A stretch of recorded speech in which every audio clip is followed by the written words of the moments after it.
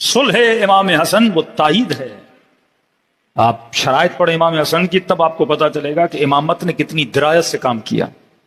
کیونکہ جنگ تو ہاتھوں سے نکل چکی تھی، جنگ لڑتے تو سیدھی بات تھی، دغا ہو گئی تھی لوگوں کے اندر. جس طرح جنگ صفین میں مسلمانوں کی بے وقوفیوں سے جیتی ہوئی جنگ ہاتھ سے کیا ہو گئی، نکل گئی.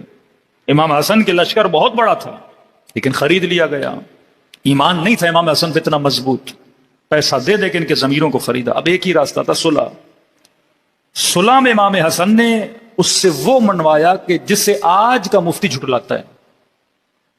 امام نے فرمایا پہلی شرط یہ ہے کہ آج کے بعد ممبروں سے میرے بابا علی پہ سب و شتم نہیں ہوگا. اس نے نیچے لکھا کہ نہیں کروں گا، لکھ کر اس نے تسلیم کیا کہ میں علی پہ سب و شتم کرتا تھا. تسلیم کروایا امام حسن نے اس. یہ آج کے مفتی جھٹلاتے نہیں، شیعہ جھوٹ بولتے ہیں. بھائی وہ صلح جا کے پڑھ، تمہارے بڑوں نے لکھا ہے اپنے کاغذوں پہ ہم کرواتے تھے اور کہا کہ آج کے بعد نہیں کروں گا.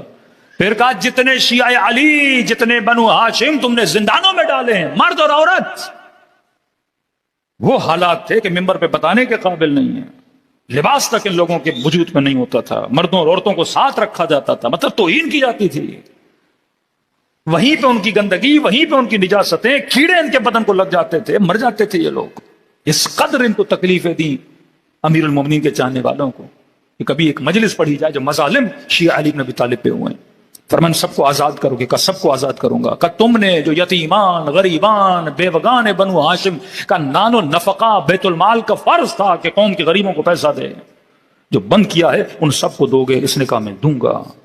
اپنے بعد کسی کو جانشین نہیں بناؤ گے. اس نے نیچے لکھا کہ میں اپنے بعد کسی کو جانشین نہیں بناؤں گا. اب امت کو سوچنا چاہیے جو وعدہ کر کے پھر جائے،